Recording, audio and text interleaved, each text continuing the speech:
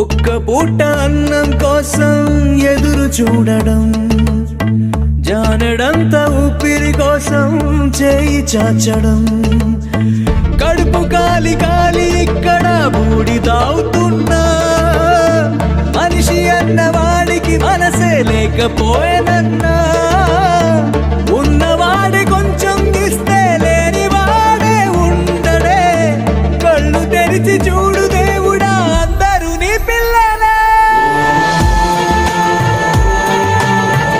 నా దేశంలో తిండి లేక 30 కోట్ల మంది ఉన్నారు. రోజుకి 7,000 మంది ఆకలితో నిద్రలోనే చచ్చిపోతున్నారు.